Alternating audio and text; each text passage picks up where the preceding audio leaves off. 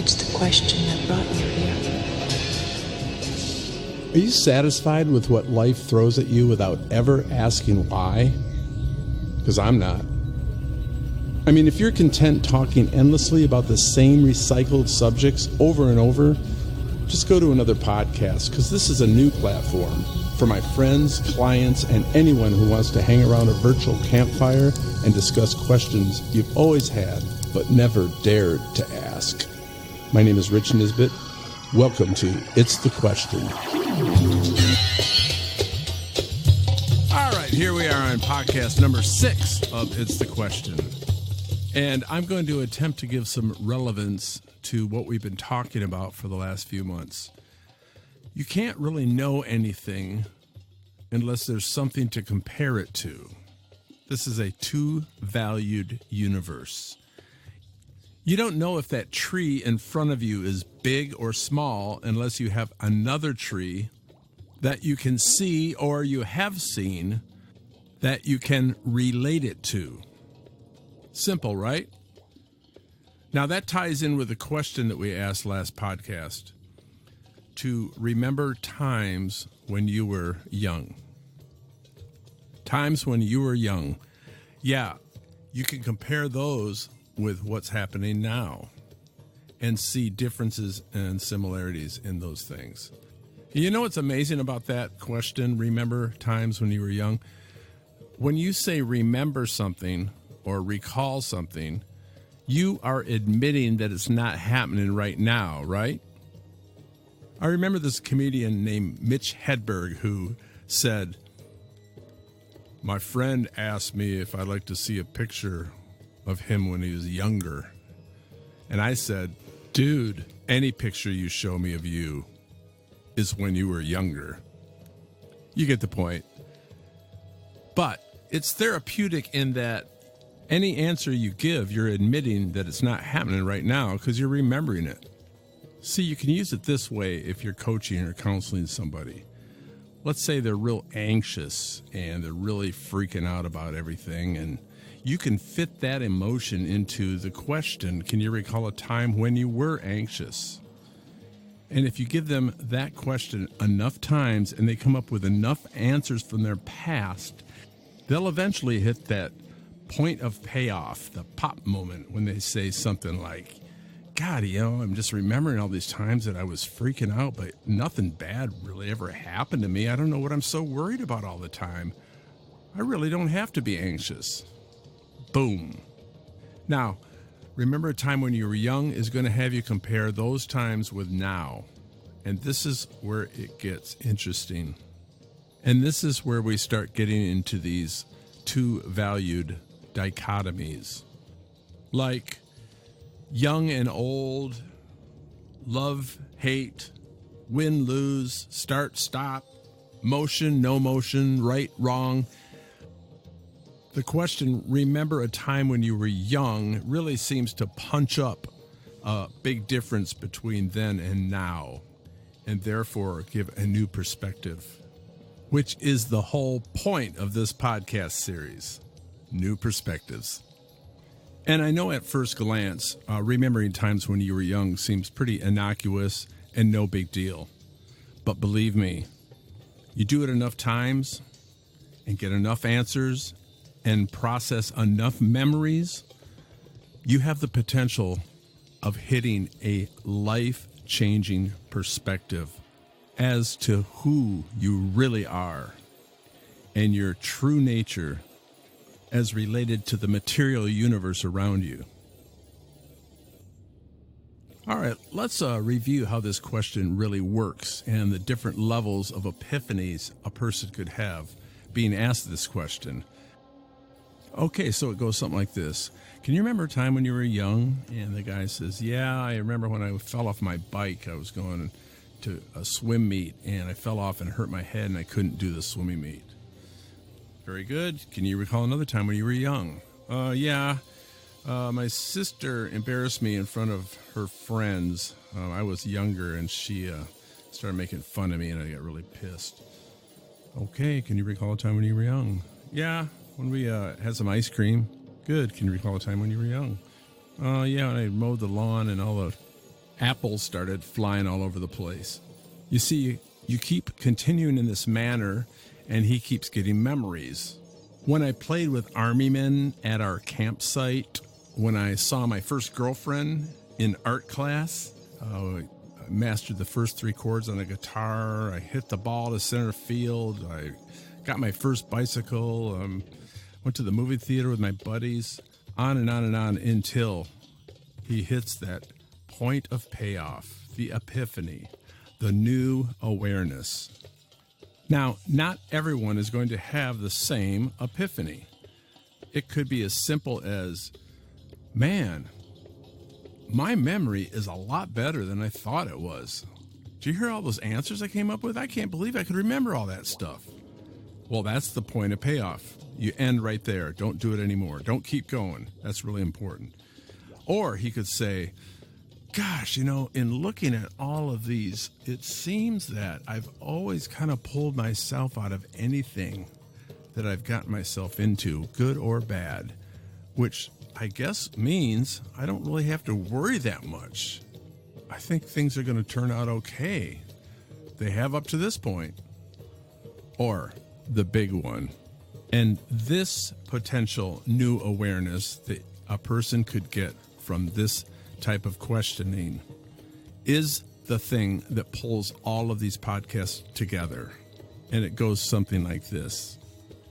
In seeing all these memories of my life, like I got my first bicycle, I saw my girlfriend in high school, I realized that my dad was right, I threw an apple into a car, I hit the ball into center field. I is the only consistent element in every one of these memories. They all happened at different times with different people, different movements, different environments, but I was a constant in everything that's ever happened. And it's been a constant regardless of the age of my body.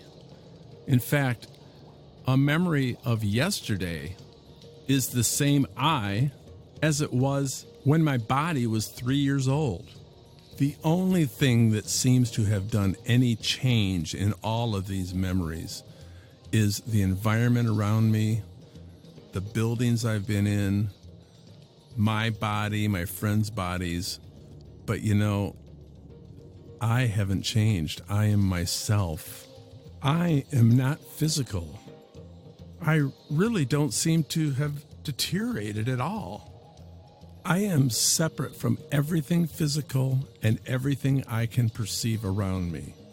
No matter what has happened, I am the one that is aware of it all. That is the kind of epiphany and new awareness that people have said to me with this type of question. Recall a time when you were young. Now, if I was coaching you or giving you counseling on anything, I would never tell you all this. This is just for this podcast. I wouldn't tell you it because it's a lot better to come to that realization yourself than somebody like me telling you what happens. It's like tasting ice cream versus being told what it tastes like. But for the purposes of what we're doing here, I want you to know how such a simple question can produce such a powerful result.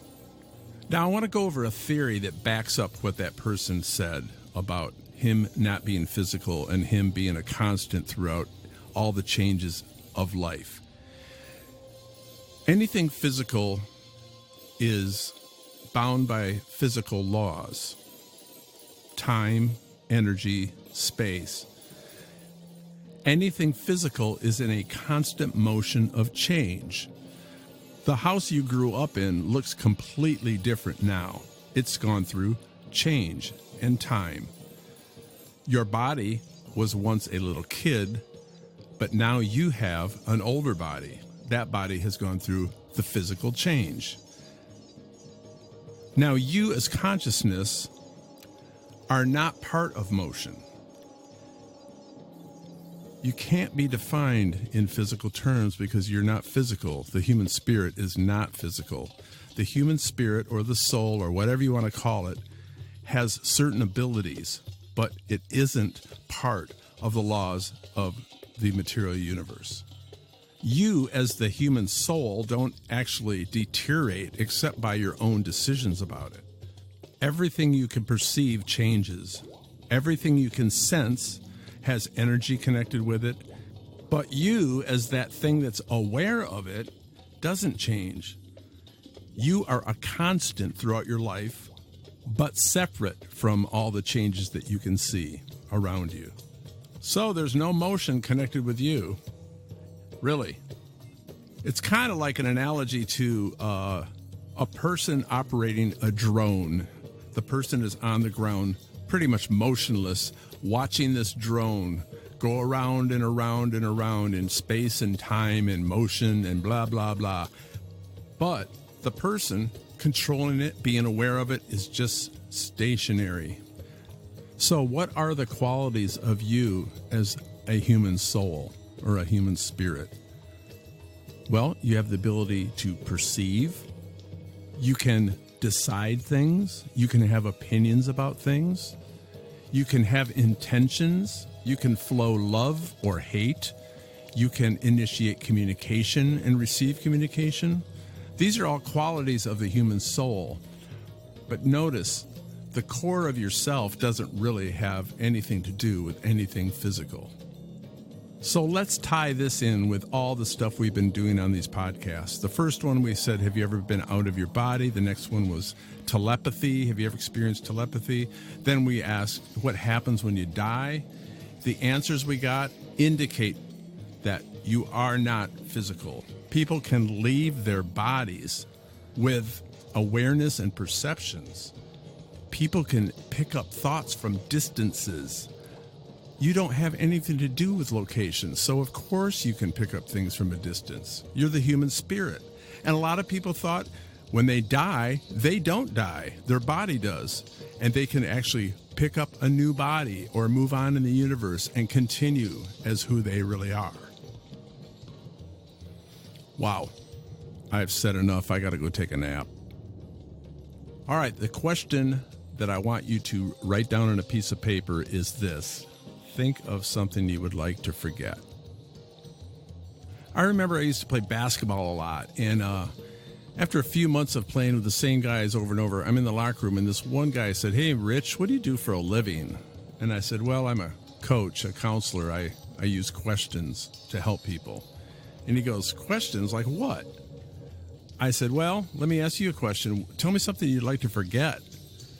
And he said, like, what do you mean? Like what? And I said, like the thing that you just thought of. What did you just think of? And he said, that my girlfriend had to get an abortion in high school. I said, thank you for telling me. Yep, those are the kind of questions I use in my practice. And he said, damn, this is some heavy stuff. You know, that question is pretty remarkable. I will talk about it on the next podcast, so I don't want to say much more about it. I want you guys just to list out all the things you'd like to forget. Just list them out, memory after memory after memory after memory. I don't care if it takes you half an hour, 2 hours. Just start writing them out. And when all of a sudden you get that big, powerful realization, that epiphany, that aha moment, that point of payoff, put your pen down and end off on that. You're done. And please let me know what happens when you do that exercise. Okay? So write down your answers to this. What would you like to forget?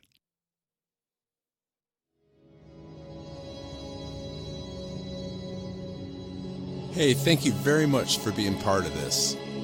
Email your replies and your stories to answers@itsthequestion.com.